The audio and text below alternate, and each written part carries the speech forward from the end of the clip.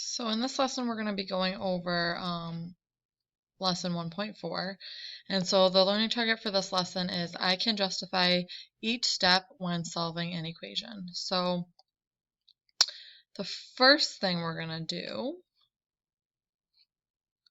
is look at a couple new properties that we didn't mention last time that are important when we're solving equations. So the first one we're going to look at here is the addition property of equality. And what that states is that by adding or subtracting, so this falls under, subtraction also falls under this property, the same number on both sides of the equation, the left and the right side stay equivalent. So for example, if you have something like 18 equals 18, and you add 3 to both sides, that maintains equality, so you'll still get the same thing on both sides, okay? And then that translates over to equations when we have a variable. If I had an equation like this, I might add 5 to both sides, which maintains equality of an equation. So that means these will be equal as well. And that's how I can actually solve equations, is by this property. So this is one property that's super important. And the other one is the multiplication property of equality. So if you go down here, we're going to look at the multiplication property of equality. And this property of equality states that by multiplying or dividing by the same number on both sides of the equation, the left and the right side stay equivalent. So just like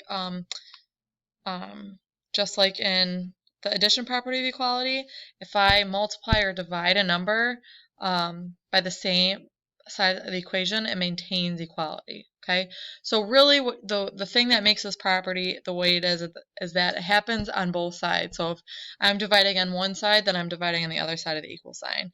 And if I'm adding on one side, I'm adding on the other side of the equivalent sign. So you're going to go through on your practice, and you're going to practice justifying each step in an equation. You might have done this before in 7th grade. But so like for this first example here, this would be our original problem. 3 times the quantity of x plus 4 equals 15. And the first thing you might think to do is to distribute. And that is exactly how they got that second step there. So that second step means we use a distributive property. And so your next step, if you can see, it looks like they subtracted 12 on both sides.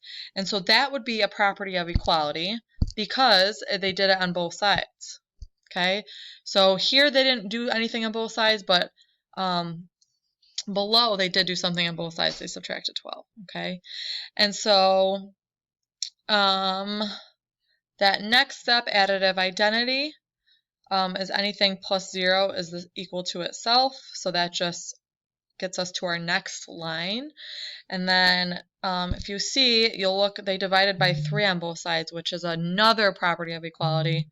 However, we'll just call it multiplication property of equality instead of division. It falls under the same category. So that is kind of what you're going to do in your practice. There's a couple more examples if you want to look through as you're doing your work. You can kind of look at this. Another one I want to look at is number 3 here. So in that first step you see parentheses, which probably means that this next line they got there by distributing. Okay, and then if you look at the next step, it looks like they switched the 10 and the 2 right there. So that would mean switching is commutative property there. So that's commutative property. And then if you get to here, if you go here and then go down one step, you see that 3x plus 0, they got 3x, and that's additive identity because anytime you add 0 onto a number, it just stays itself. And then finally, that last step there is again division property of equality because it happened on both sides of that equation. Okay, so I'm just going to go through a couple more examples with you. So if you're ever asked to solve an equation, let me just go down here for a second. There we go.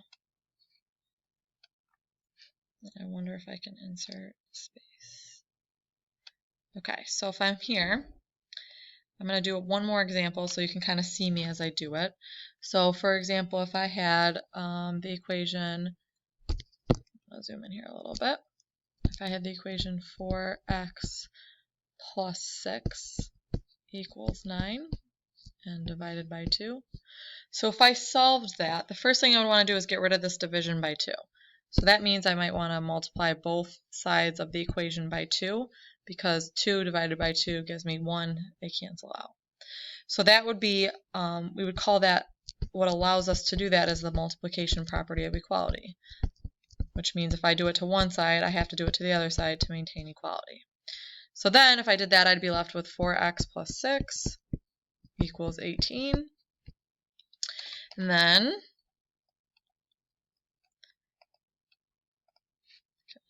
insert some more space here. Okay, so then I could maybe subtract 6 on both sides if I'm solving. And if I do it on both sides just like I did there, that gives me a property of equality. And since it's subtraction, we can call it addition property of equality. Okay, so then we do this, that, we're good there. Now I'm left with 4x equals 12.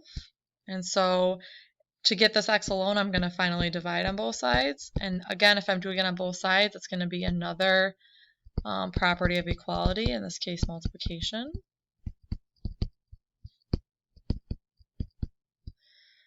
And then I'm left with x equals 3. And so that would give me my answer. And so really the property of equalities allow us to solve equations. That's the reason we can solve equations. So that's kind of a cool thing about those. So in your practice, if you look over at your practice, 1.4 practices down here, your job is to name the properties that happen in each step. So you're going to use the properties from last lesson and this lesson and kind of go through that. So I'm going to go through the first one just to make sure you know what you're doing. All right, so let's take a look at this first one. So it looks like a plus 8 minus 5 is 17. And so in the step that goes down, and I always like to use arrows to kind of think to myself, all right, what's happening from this step to this step? It looks like the parentheses just changed places, and it's just associating different numbers. So that's actually going to be the associative property.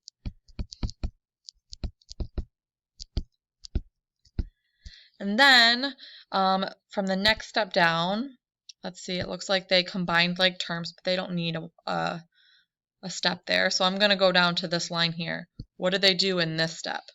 So in this step, it looks like they subtracted 3 on both sides. Since it happened on both sides, that's going to be a property of equality, specifically addition property of equality.